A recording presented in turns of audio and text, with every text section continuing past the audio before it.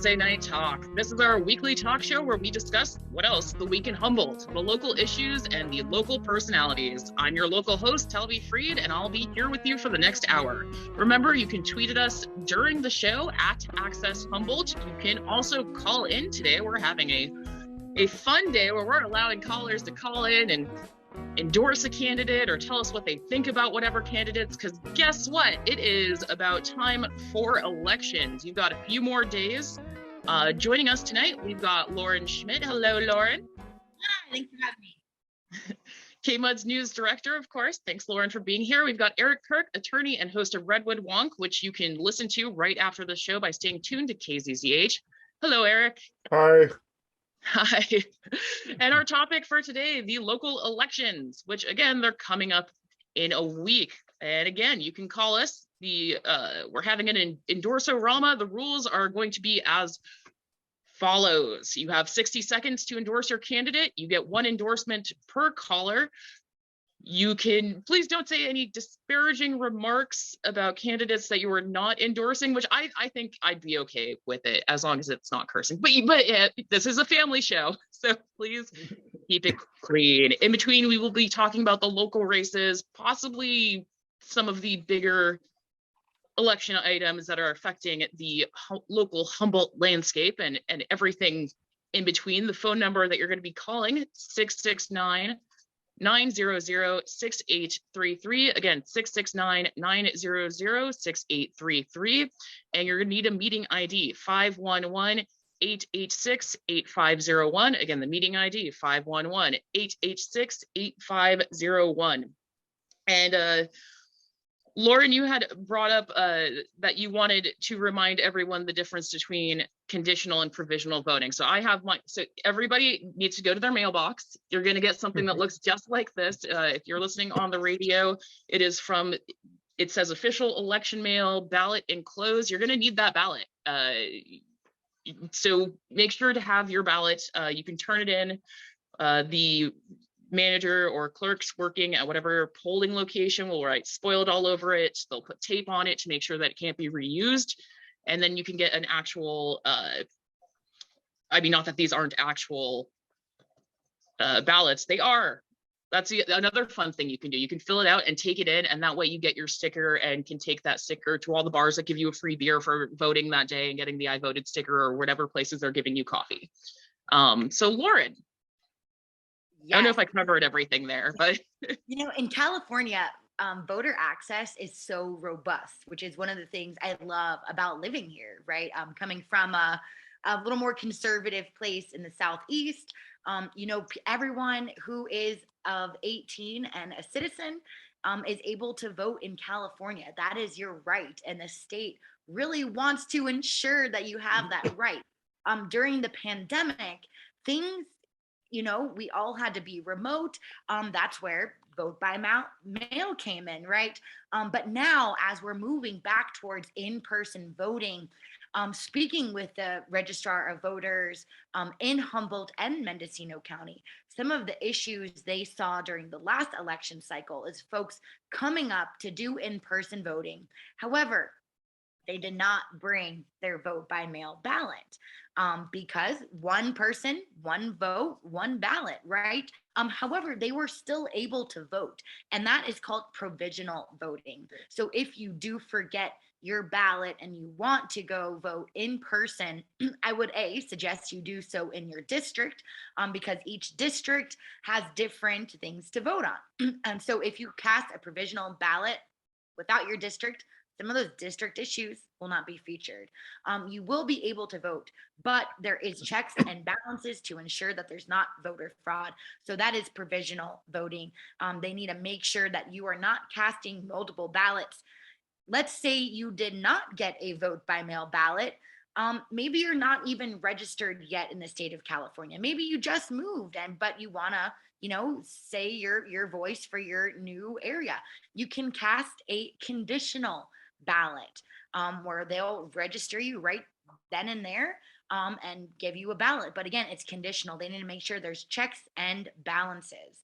So everyone, there's really no excuse that, if you're 18 years old and a U.S. citizen living in California and are not currently serving in a state prison or convicted felony, then please vote. It is your right. Awesomeness. And actually there is a way. So you might see my face sometimes on election day because I've been working with the Office of Elections on and off over years. And so it takes a while.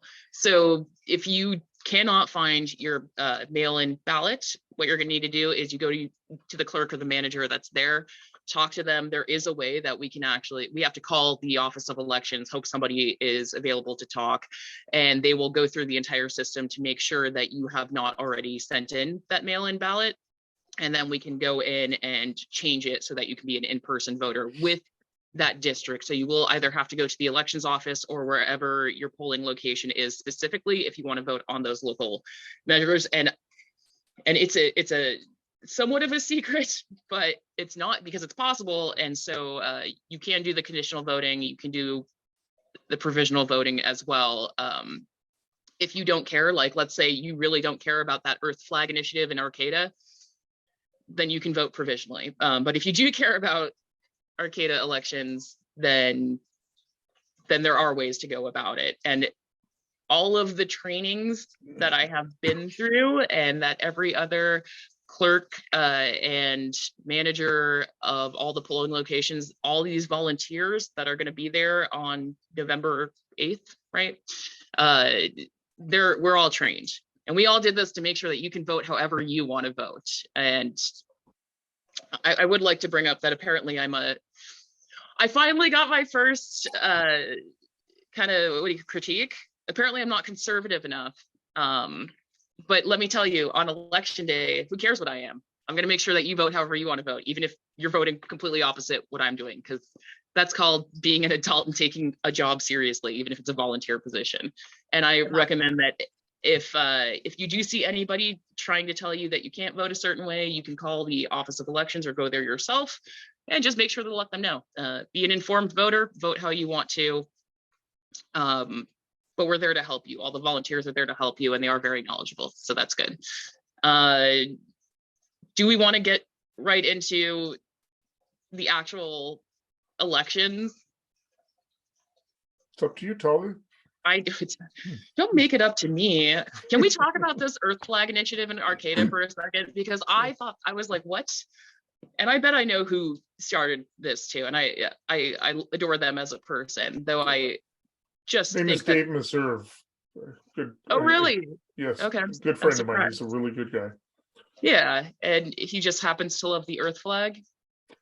It's about having a position that we need to start thinking globally. It's kind of he's an old style activist who goes back to think globally, act locally. I think I got it right. I sometimes get things mixed up.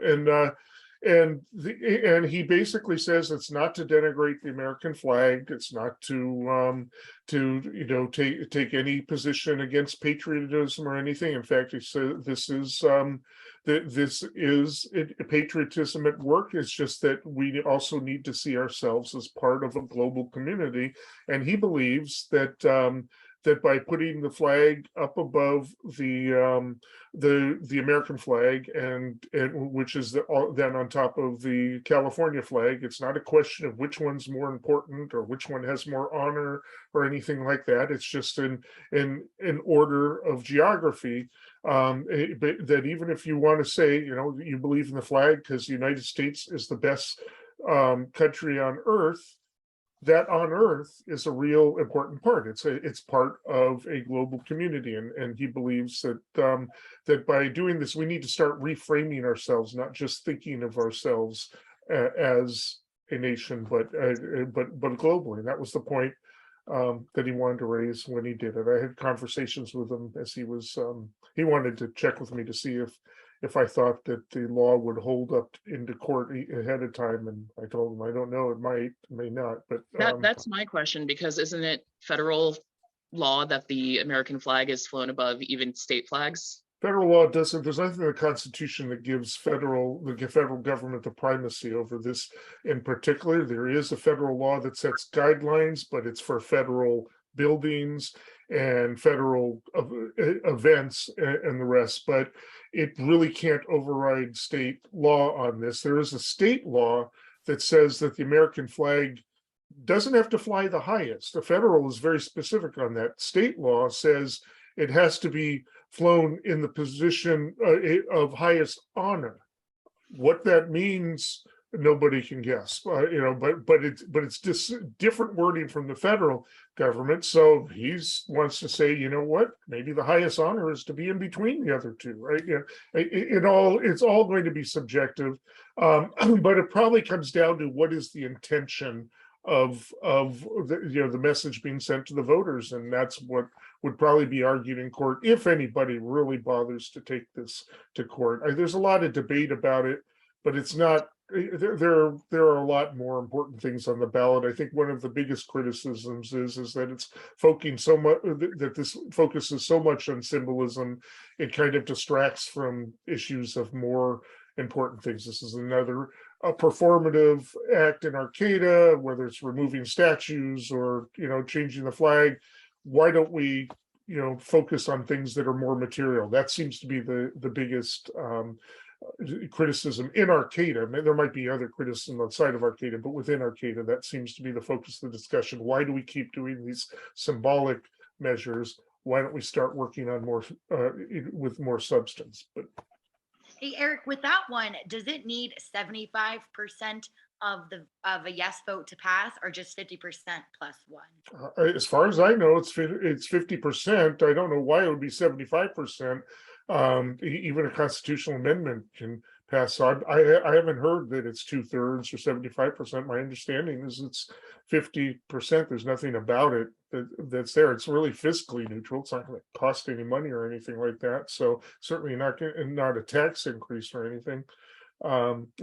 It's done for the discussion. This is really about trying to start a discussion about how do we see ourselves in this world? Do we actually see ourselves as citizens of the world as well as the country at a time when nationalism all over the place is at its highest, and nationalism can be a scary thing. It's a basic ingredient for other ideologies such as fascism. I would argue actually it was hardcore in Stalinist communism as well, and it can be used the wrong way. And this idea is just to think, we need to reframe patriotism and nationalism in a way that we don't assert ourselves as being superior because we're American. We can talk about how the American experiment is superior to other systems or preferable to other systems. Maybe we need to leave superior out of it entirely. And it started a discussion about that. And so to the degree that that's what Dave wanted, he's already already been successful. So anyway. I kind of want to go back to. I don't get to vote on that. I'm not either. I think maybe that's why I'm having so much fun with the Arcata elections right now, because I'm like, usually it's Erik getting into trouble, and this time it's just what's going on in Arcata. And what is going on in Arcata? I wanted to start with that one because that's the interesting one. We've tried. Let's go an entire show without mentioning the name of the candidate that we all know isn't going to win. The elephant because in hopefully the room. Everyone goes. Well, the elephant in the room that never gets addressed, because there's 6 other candidates running for that one right now, and I know a few of them, which I think it's a small community. We all know everybody, and so I want people to call in and maybe state who you actually want to win this election. Who are you rooting for here? Because I mean, I don't know if it's fair for me to be like, here's who I vote for, but you get 2 candidates out of everything. And I mean, I know as a friendly acquaintance, I guess, because we were both part of the Arcata Chamber together. But Jeffrey Sterling, who helped renovate the Arcata Vets Hall, has stepped in and been part of so many activities and things like that. I mean, the obvious choice of I'll say one person, because I don't want to. There's another person I would also definitely vote for, but I don't want to cause conflicts with anybody else. But I'll say one.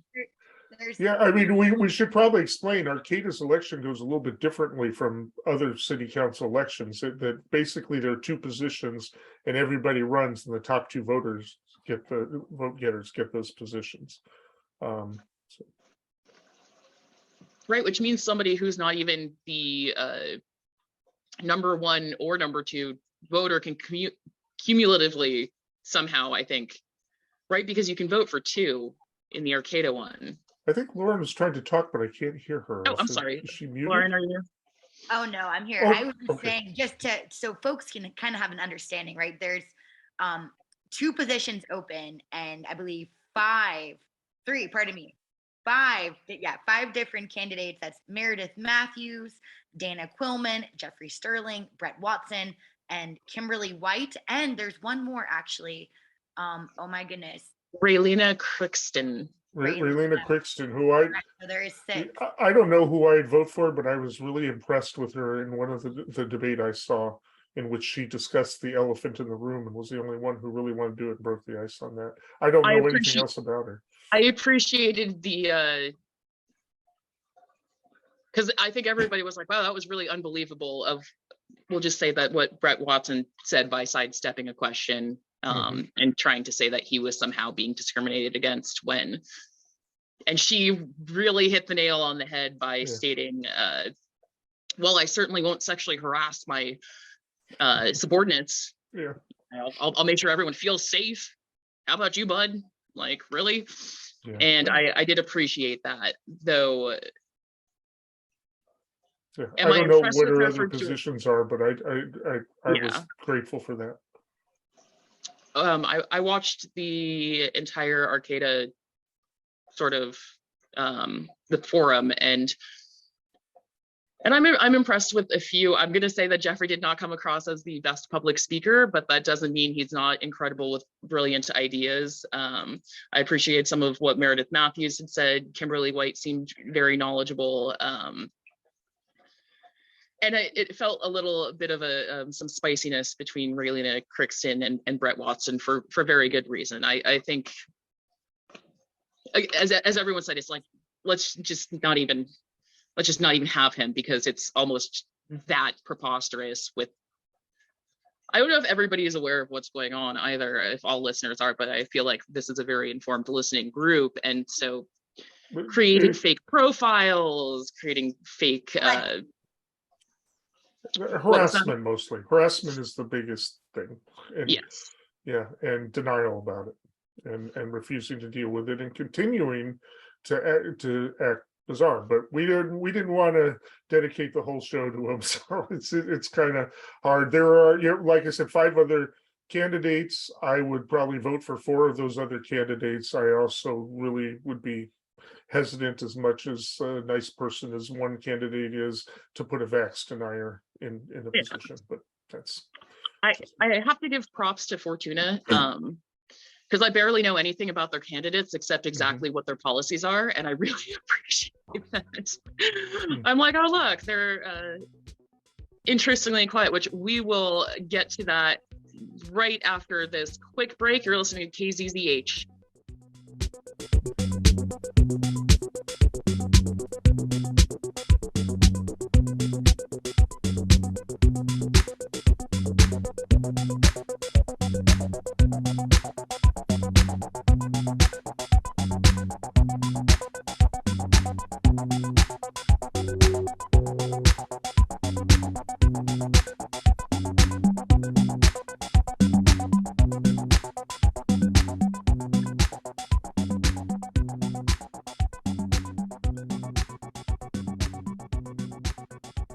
You're listening to Thursday Night Talk right here on KZZH. I'm your local host, Talvi Freed. We're here with Lauren Schmitt and Erik Kirk. We are discussing elections in Humboldt County. I feel like we briefly just got done talking about the Arcata elections. I don't know if Lauren, did you want to add anything to the Arcata election? I just found it really interesting watching the League of Women Voters candidate forums with the help of Heat TV. So big props to all the folks there. I'm not an Arcata voter, but after watching that forum, I feel like I would be able to make an informed choice because there really are some amazing folks. It's kind of a hard choice, but if you and I feel the same way about the current Eureka race, right? For Eureka City Council, there's 2 candidates for the 5th ward and 2 for the 3rd. And while doing candidate forums, earlier in September and October, I will say this: really trying to get in touch with everyone in Arcata City Council. Not everyone was as responsive, and I don't want to, name names, but with the Eureka City Council candidates, everyone was very straightforward, got back to me immediately. We gave each candidate 10 minutes, the same series of questions, and I just left saying, thank goodness I'm not a Eureka voter, because I don't know who I choose, but I feel like each person it is a good choice. Yeah, I definitely live in Eureka, and I'm with Ward 5. I don't want to say who I'm going to vote for because I feel like that's almost unfair, and I always feel bad because, again, small town. So I've had friends who actually ran, and I didn't vote for them because I didn't think that they'd fit. And this time the person I am voting for is actually a friend. So I feel like, is that favoritism, or is it just that I am fully aware of how capable they are? And that's more why I'm doing that. It's not gee, you're a great person. It's you're going to be an excellent candidate and do right by the city. And I think that's what people should be voting along the lines of. It is hard to be in a small town. I've had clients I voted against. I mean, it's just it's awkward, but Yeah. there's but you got to stay true to it. I'm in the 3rd ward, and I also don't want to say who I'm because we know who you're not voting for now. Well, actually, I don't have as much beef with that particular candidate than other people do. Although, from what I hear, I might if I was directly involved. But that's not, that's not my thing. It's but I do feel like both candidates are very intelligent, very have different approaches to the community, and are good. I believe are good at what they do in their life, and probably would serve well. Anyway, I mean, as far as I really want to go about that, yeah, everybody knows who I'm going to vote for, so sort of like why bother? Maybe. Oh, go ahead. Talvi. What was that? Oh, no. Go ahead, Lauren. No, we were discussing before the break, during elections and elephants in the room, and in Southern Humboldt, right? I live in an unincorporated area. I don't have a community services district. The only kind of countywide race on my ballot is clerk recorder, registrar of voters, another tight race. But when we think of elephant in the room, there's an elephant in the room with that race. That I don't think was discussed during the league forum. And in Southern Humboldt, we have another race in the Shelter Cove Resort Improvement District. Right. There's 3 candidates, 2 seats. It's interesting during that forum, right? Everyone's seems great, but the elephant did not get brought up because, to conduct a professional equal forum, those questions have to be addressed to each candidate, right? You can't really be pointed in the name of fairness. And so when you want to ask someone, when you were the general manager, did you attack somebody? You can't really just ask that to all 3 candidates. You know, have you ever had a physical altercation in a place of employment, or have you ever abused a position of power? I think these are questions that we should be asking every single candidate. And it's awkward because that did get brought up, and then the person in question, that elephant, doesn't say anything or respond. And some people in a small community, as you said, might know, other people might not know. And if maybe you don't know some of that background and that history, I don't know. I want to know. And before I ask you to share more about this, because I want to know everything, here's the phone numbers for anybody wanting to call in. The phone number is 669-900-6833. Again, if you're writing this down, 669-900-6833. You're going to need a meeting ID to join. 511-886-8501. That's 511-886-8501. We're asking people to call in and endorse a candidate. This is not let's go after pitchforks to bread or anything, because I feel like it's already done. It's already done. Been there, done that. How many more interviews can he get out of this? Probably a ton. He's going to milk this for all it's worth, it seems like, and I mean that kindly. I would too. Like, okay, you're going to pay me. You're not endorsing him, Talvi, are you? He once brought a really good bottle of wine to a party, and I endorsed that bottle of wine. So what are we talking about the Humboldt County Community Services District because of Alan Bongio and his statements? You mentioned something about a manager and an argument. So that was in direct regards to the Shelter Cove Resort Improvement District, which is one of the only kind of districts with an election in Southern Humboldt currently. We're with during the primary, right? Auditor, controller, superior court judge, district attorney, those were decided because candidates won 50% plus one of the vote. So unless you live in Shelter Cove, the only countywide race you're voting on is clerk, recorder, registrar of voters. Again, there is an elephant in the room. There was a little drama there earlier. A judge had to make a call and said that one of the candidates was throwing shade. That's a direct quote from Lost Coast Outpost. And then you mentioned the Humboldt County Community Services District, right? Another semi-racist elephant in the room. The lawsuit was an interesting situation. What had happened was Tiffany had prepared a ballot statement that the first sentence was, "I am the candidate with experience in the recorder's office." The position has three positions: clerk, recorder, registrar. And the point is that she tends to spend most of her time at the recorder's office.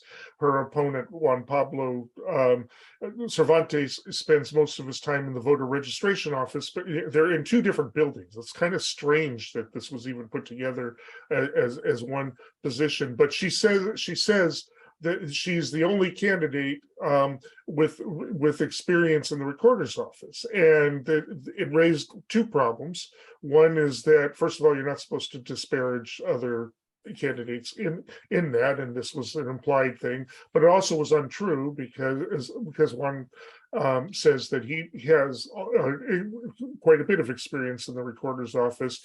So what happened was it got to the current registrar, who said, well, I can't put that in there. So she just took the sentence out.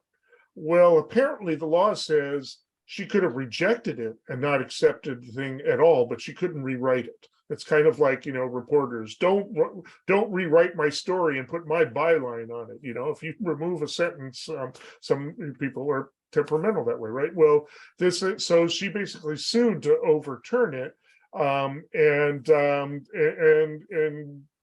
Juan made probably right decision just to stay out of it. He didn't care. It's one sentence. Election isn't going to be lost on a sentence in a ballot statement. But it was kind of interesting that she was suing in order to have the court tell the registrar, you can't do that.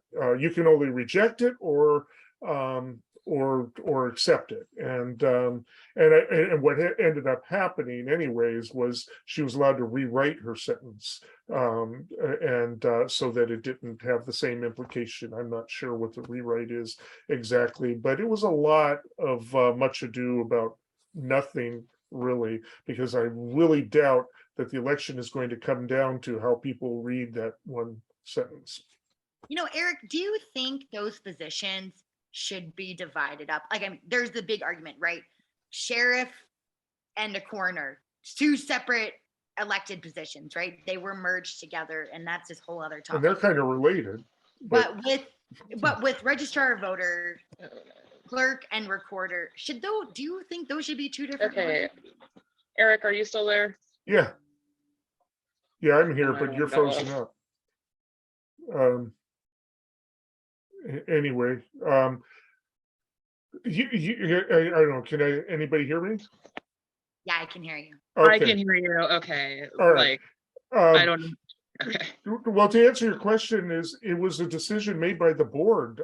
Other counties don't do it this way, but they wanted to save money or something. I'm not sure. So they just merged those positions, and it became really interesting when the registrar actually moved out of the out of the main building. They actually, whoever has that job has got to drive across town for that position. So I think it's kind of odd that they're mixed. You can kind of see the sheriff and the coroner, right? That makes sense. Auditor and the controller, that makes sense. But I know it's weird. It's just kind of like, well, we got these two positions. Why don't we just throw them together? I don't know what the board reasoning was for doing that, but I'm told that other counties don't merge those particular two offices. Huh. I'm glad I asked. Yeah. But that's Me what we're too. voting for. And so basically Tiffany is running for recorder and Juan is running for registrar. And they just happen to share the same space, Only or pick one. not the same space. What? I said, and then you can only pick one, right? Right. Yeah. And it's a lot of issues because Tiffany is running because she wants to change some practices in the recorder's office. That there have been complaints from realtors and title companies and attorneys actually about how some things are done that make it a bit more difficult to do the job. They tend to reject documents, and that slows down escrows and things like that. But and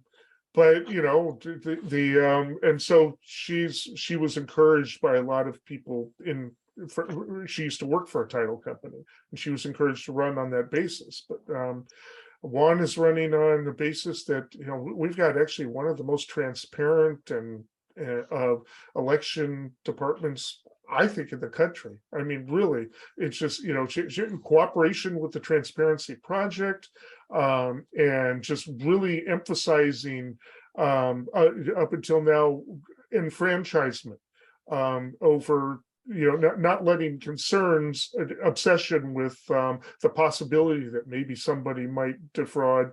They're saying that there are plenty of checks and balances, so we're going to err on the side of enfranchisement. If we see a ballot and there's problems with it, we're going to see if there's a way we can preserve that ballot. That's kind of the policy. Would that change under Tiffany? I don't know. I can't say. It's a hard saying, but that's not her. She's not running on that platform, certainly. So that's that's pretty much in a nutshell what the campaign is about. Or, is it more important to vote for a registrar or more important to vote for a recorder? Both of them have worked in both offices, by the way.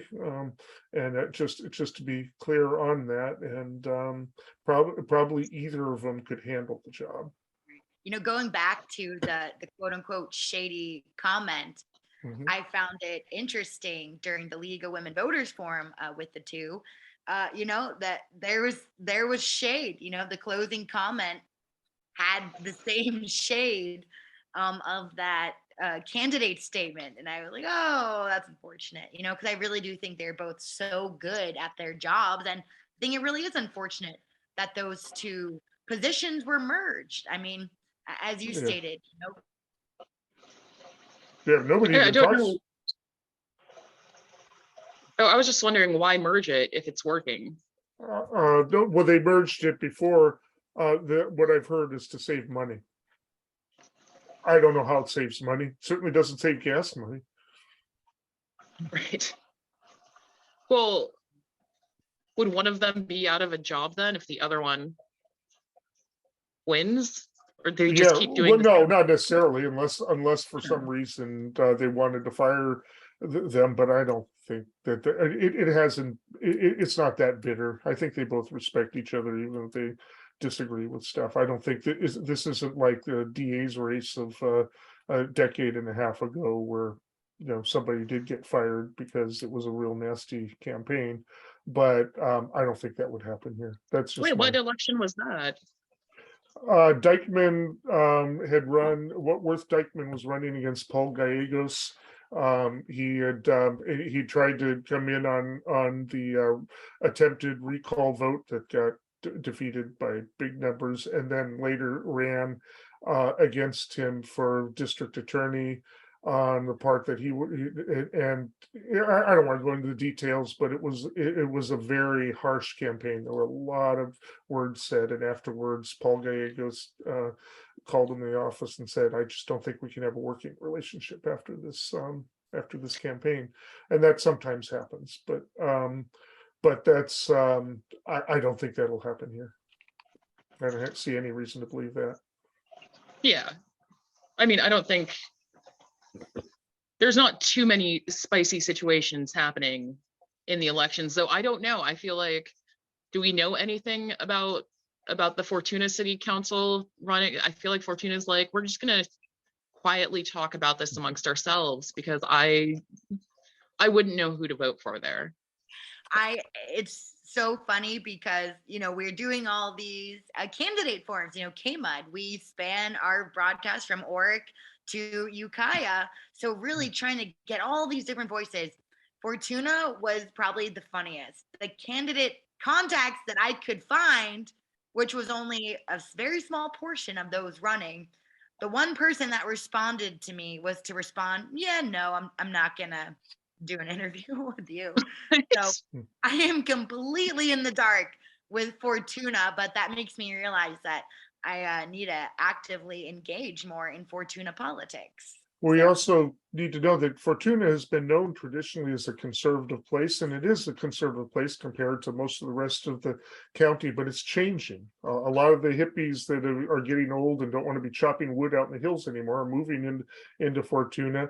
And actually, I don't think there's been a time that there haven't been more registered Democrats than Republicans. However, being a Democrat doesn't necessarily mean you're liberal or even moderate. You can be a conservative Democrat. There are a lot of them out there, but it's interesting. But the dynamics are changing, and the politics are becoming a little, from what I'm told, are becoming a little bit more less monotonous, a little bit more interesting issues. But still, everything seems to be fine in terms of not being nasty and not calling each other names and things like that so far.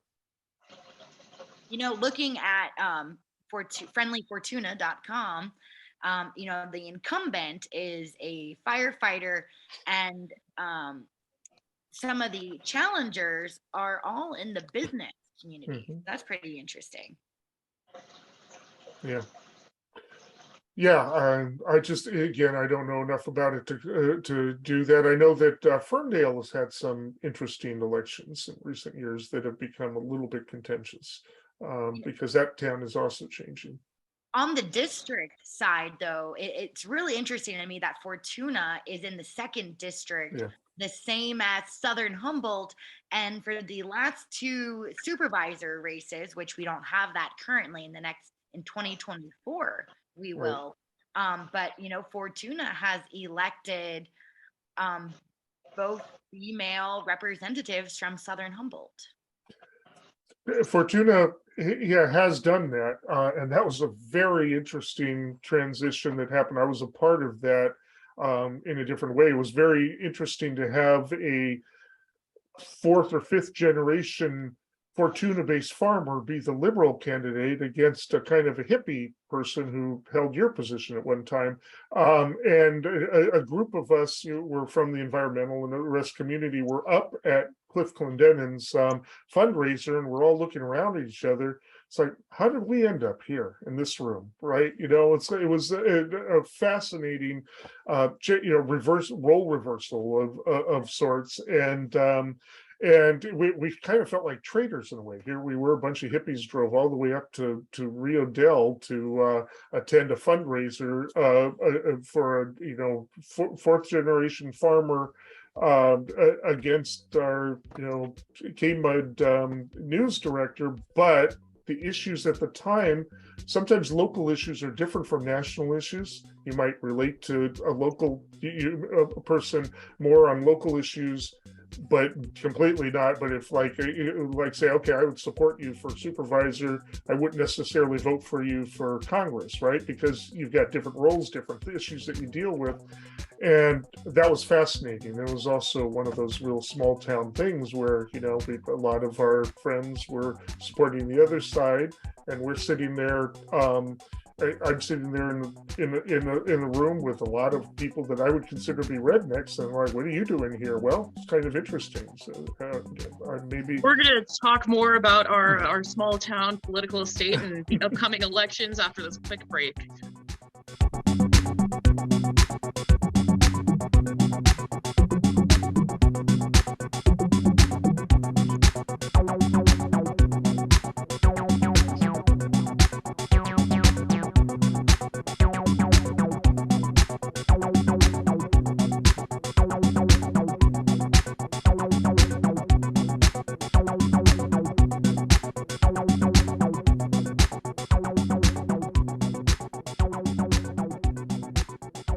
Welcome back. As we continue this discussion of the local elections, you also have a chance to call in and have your own voice heard. If you want to, say, endorse a candidate, now would be the time to do it. Call us at 669-900-6833. Again, 669-900-6833. You can use the meeting ID 511-886-8501. Again, that's 511-886-8501. We are in the midst of discussing everything going on in our election season. And it seems like we don't know what's going on in Fortuna. So somebody from Fortuna wants to call us as well. Arcata's a mess. Eureka's interesting because I feel like everybody knows who they're going to vote for in whichever wards. But the truth is that everything from clerk recorder to each ward actually has some promising candidates that are very professional individuals. Yes. So there's a tough decision between, like in Arcata, it's almost like personality versus merit. Like, we don't care what your merits are if your personality is that terrible. And in Eureka, it seems like decent personalities, if not a little eccentric, but aren't we all? And people with great backgrounds for the positions. So we're there. Did we want to, we have about 10 minutes before we do final closing thoughts. Do you guys want to talk at all about, say, we've got Supreme Court Associate Justice. Erik is the man for that. I did research on all of them as much as I could. Other than what you find in Ballotpedia, I look for articles about controversy. Some of them I'm aware of, with people I was aware of in my just in my line of work as an attorney, and some of them I recognize from the past. And actually, we have a lot of really good justices in this stuff. Go ahead. Erik, if you could kind of explain to voters, we had a really good conversation about it. You look at the ballot, there's almost a whole page of these names for either associate justice or Supreme Court. You're like, how many am I supposed to pick? Are these people okay? What can you break that down? What that actually? All right. The way it works in California is for the Superior Court judge, you can actually have a contest with one candidate against the other. That's at the trial court level. But for the appellate court level and the California Supreme Court level, you become a judge because you're appointed by a governor and confirmed. But the electorate has an opportunity to either confirm or deny that person a position. when it comes up to the next election after you've been appointed or within a certain number of years, whatever your term is, you have to come up for confirmation essentially, which basically means yes.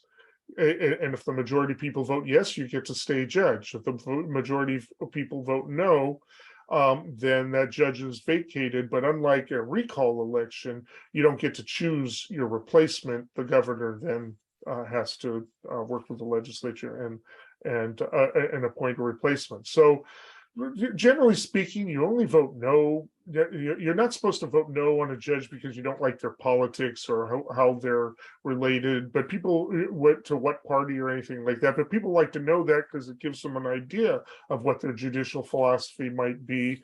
But for me, I would need an absolute reason to believe that a judge is unfit, rather than that person doesn't quite fit the way I like to think, and I'd rather have somebody else in there, so I'm going to vote no and hope that the governor appoints somebody better. That's really not what you're supposed to do. It's really a safeguard for people if somebody is decisions and conduct is so far out of the pale that that the majority of the public don't want them. And generally speaking, the no vote isn't going to prevail unless there's an organized campaign to say we don't want that judge. And we've had them in this in the state before. Actual recalls of Supreme Court justices happened in 1986. As I was doing my own research on the California Supreme Court Chief Justices, I kept getting more and more excited. Like Patricia Guerrero, she'll be the first Latina to serve in the California Supreme Court. And in her bio, it was talking about how she's so dedicated to her job. She was literally giving birth, doing her final closing statements in a litigation, in the midst of labor. I was like, that is dedication. That sounds good. She's brilliant. And she's somebody that I would eventually like to see on the Supreme Court, on the United States Supreme Court. She's that brilliant. Right. Yeah, and they just kept getting better and better. So I felt really comfortable. I feel comfortable saying this. I felt comfortable voting yes for all of the justices nominated to the California Supreme Court. But I don't want to get too far into the weeds. But I was recently made aware there was a article in the New York Times that was saying because the California Supreme Court is so radical to the left, it is making other states' Supreme Courts so radical to the right. There's this dueling going on. So, food for thought. It has to reflect the community and the views and the laws. A lot of people didn't understand Justice Souter, who was on the Supreme Court, came from New Hampshire. And all his decisions have been conservative. He was nominated and passed by Bush at the insistence of Sununu. And then all of a sudden he got onto the U.S. Supreme Court and his decisions were all liberal. And then people finally would ask him years later, what happened? Did you change your mind? And he said, no, New Hampshire's laws New Hampshire is kind of a conservative place. It's the most conservative of the New England states. And the laws were conservative. Therefore, I upheld those laws. But the laws of the United States are different. And we have different philosophies which apply to the United States. So it's not necessarily a guarantee that somebody who's might seem liberal based on their decisions in one state setting is necessarily going to be the same on the Supreme Court. And so he surprised everybody, and everybody thought, oh, he put a fast one on. He said, no, I'm acting by my condition, my consistent judicial philosophy. I've studied constitutional law, the Constitution all my life. I understand it, and these rulings are based on that. But it's different from New Hampshire law. So, Erik, there's no hiding it. You're a liberal, right? You vote Democrat. Sure. Looking at the statewide races, right? Governor, controller, treasurer, even on Congressman Huffman, Mike McGuire, we see a lot of the same folks on the ballot, all, for the most part, all Democratic incumbents. Are there any Republican challengers you are considering Not this time around. I've voted for Republicans before. I vote probably Democrat mostly.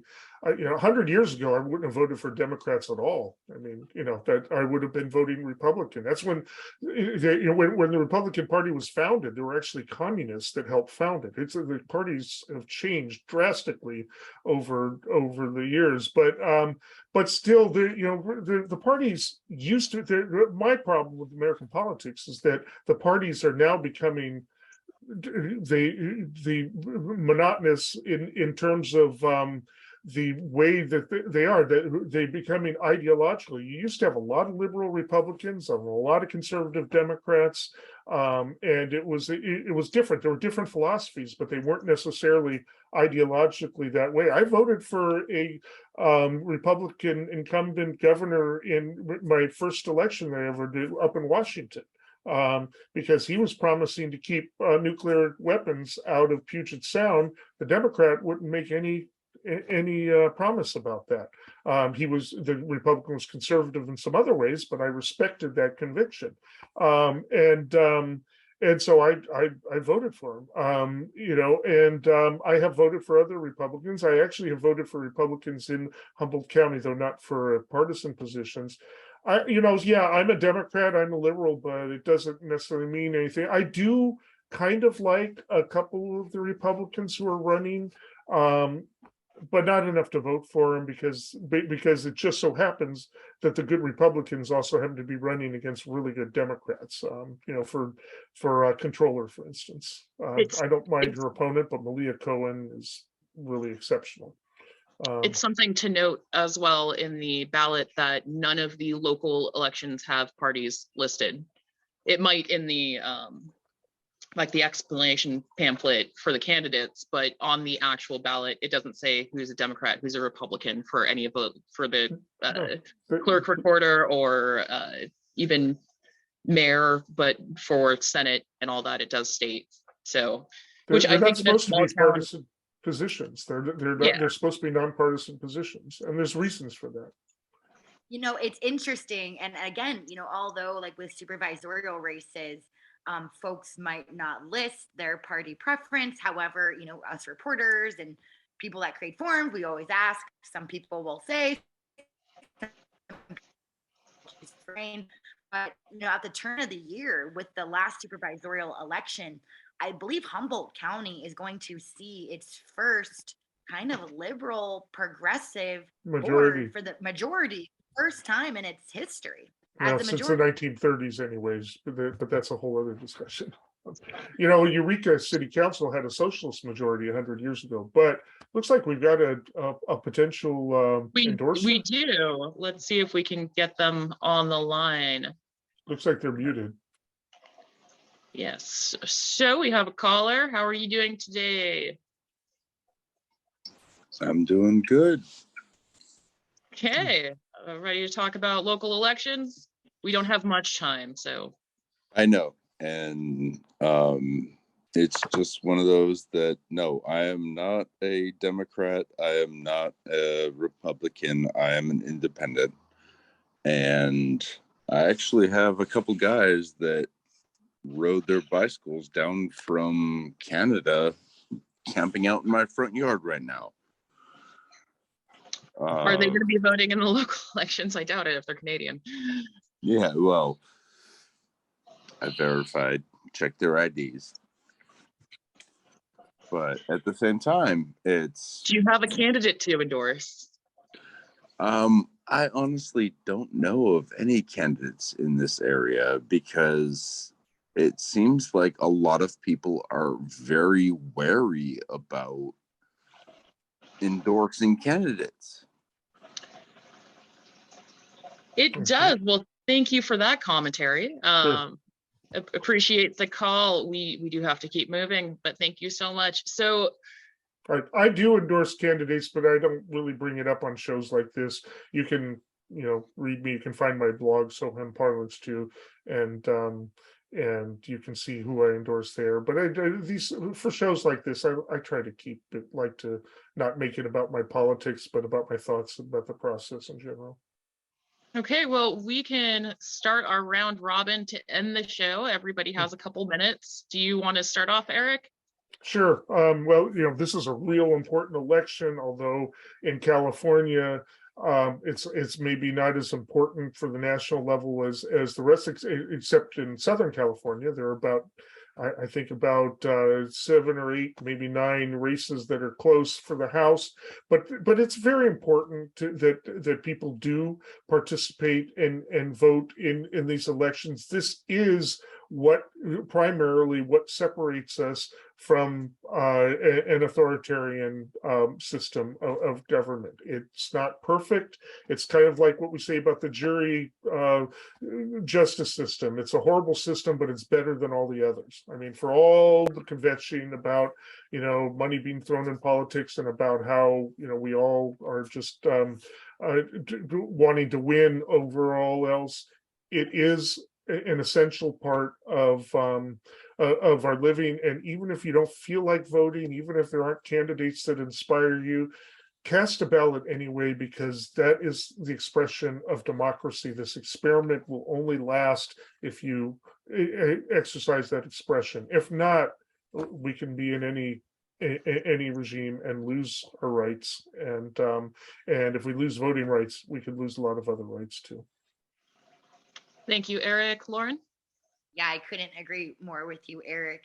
I was recently inspired by the election in Brazil, right? It's like, oh my gosh, voting is awesome. As a younger person, I felt very disenfranchised, right? I thought voting was, just a fraud, right? But as I get older, I really believe that voting is so critical to a healthy democracy. And a lot of the folks that are skeptical, maybe that younger generation, oh, why vote, right? No, it's like I tell them, hey, even on the off chance it works, vote. Vote. It's so important. And for folks that have voted, and in California, we have such an amazing system, right? It is so accessible to vote. And once you vote, especially with vote by mail, you can check your voter status. There's even a little QR code you can scan in your sample ballot to check the status of your ballot. It is just so transparent and really provides the groundwork for what a healthy voting system can look like. Considering the voter suppression we see in places like Georgia, this is our expression through our voice, and one person, one vote, everyone get out and do it. And you want to watch the play-by-play, you can join myself, Erik, some other Access Humboldt folks like Dave Frank. We will be doing live election coverage November 8th, starting at 7 p.m. On Access Humboldt and on KMUD, which in Eureka, that's 88.1 or KMUD.org. So thank you all so much for having me. I really appreciate it. Get out the vote. And real quickly, specifically, I'm going to have to use my super speed power to change shirts. I'm going to be doing a show with Dave Frank very next. So, you got to get cleaned up for that. So everybody, stay tuned to listen to Redwood Wonk. You may see me on November 8th if you turn in your ballot or vote in person, because I'll be working as a location manager. Be sure to vote. Make sure to check your mail. Get your mail-in ballot, and be informed. If you're not sure yet who to vote for, keep tuning into all of these, not just media outlets, do your own research as well. Don't take my word for it for who I'm going to vote for. Definitely research and find out imagine what you want to happen in Humboldt County, and think who's going to be the best person to take us there. And that's kind of the best way for me to figure out who I want to vote for. Next Thursday, we are going to be having a show, and if you want to be part of it, make sure to message us. You can hit us up on kzzh@accesshumboldt.net. You can also call us up, email us, send us a message on Twitter, Elon Musk's Twitter, and tell us what you want to hear. We replay this show Friday evening at 8 p.m. right here on KZZH 96.7. You can watch the show on Access Humboldt's YouTube channel. And if you feel like I'm not conservative enough, you can feel free to hit me up on any any outlet, send a bat signal to the sky. We can have a discussion about that. I'm down for it. All right, I'm Talvi Freed. You've been here for the last hour with Lauren Schmitt from KMUD News and Erik Kirk, attorney and Redwood Wonker. And we'll see you, or I'll see you next Thursday. We'll see who our guests will be. And let me know if you do want to be a guest on this show. Only rule is you have to be local. Have a good night, everyone.